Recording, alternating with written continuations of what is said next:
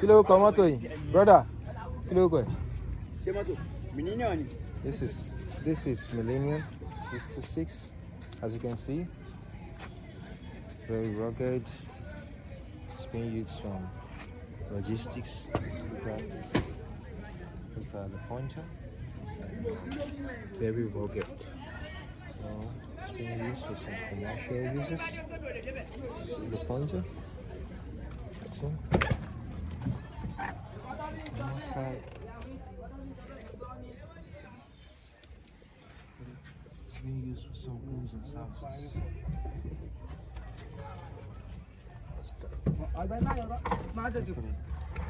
Everything is here.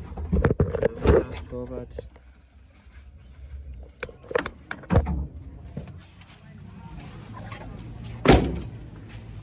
Mazda, look at it. It's being used for some commercial uses. This is Fufuari. Yamako. The observer has been raised. You can see.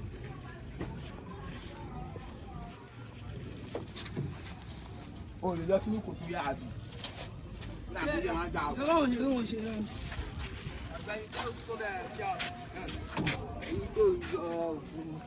And the body.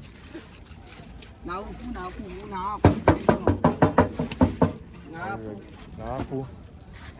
Huh? now.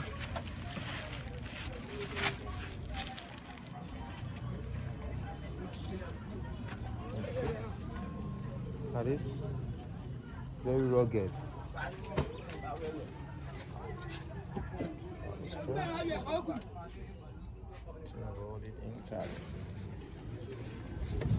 What are you about started?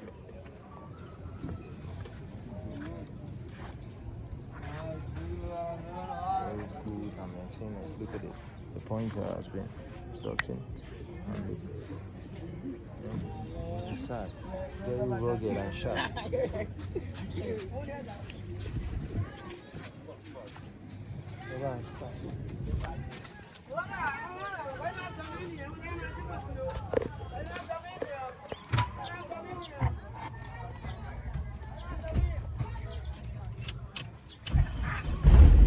Wow, it has been started.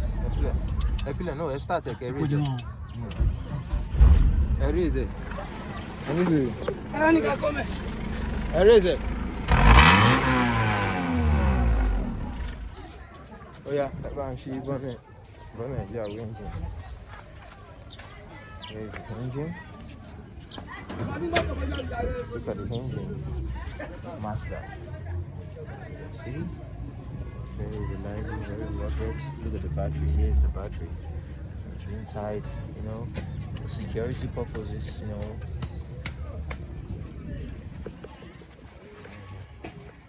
Perfectly. Yeah, buddy.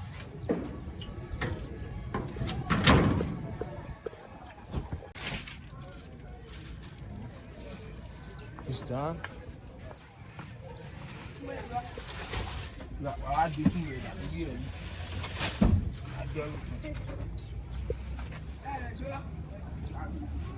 True.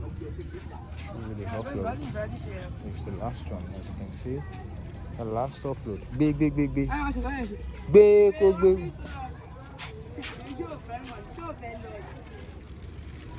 Here's the last load. And look at where it's being placed. That's where it's being placed there.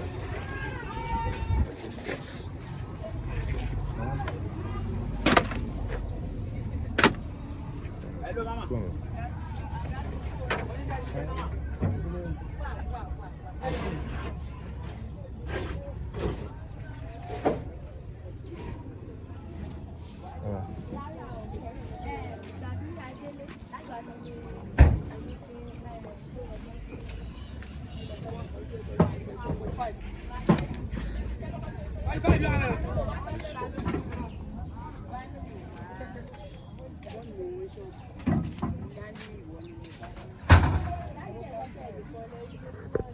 Benjani. Ọ̀gá máa lọ tẹ̀lé ọ lóòótọ́ máa nì. Ibẹ̀ ẹ̀kún wà ní àyẹ̀wò rẹ̀. Atúlẹ̀ ìjà náà ni ọmọ ìyá lọ. Ìgbésẹ̀ àbẹ̀ jẹ́ kí.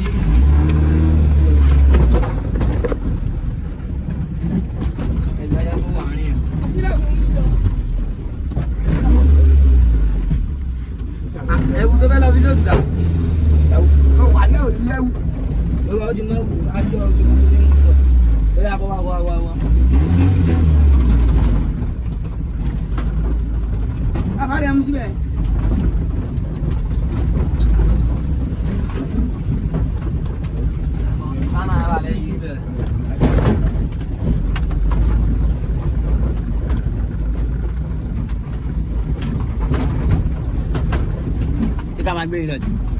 Hah? Lek. Eko. Abawo. Ah, wata dah.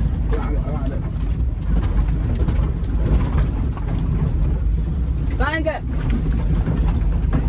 Sama alaikum. Ya, mi ba mama ko. Mama ko mi ko. Oh. Em sini lah juga dah baik. Lede. Segler je. Come. Ah, berapa aja dijawab?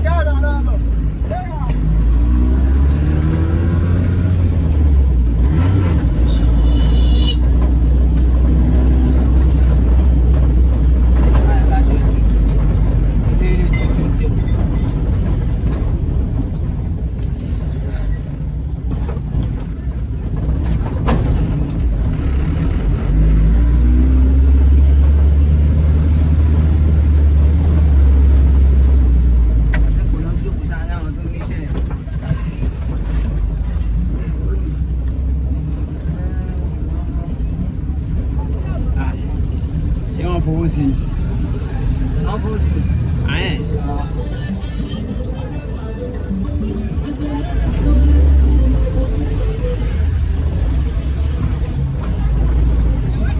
Boleh cuma apa dah? Milo baik ni. Saya di bawah boleh apa dah?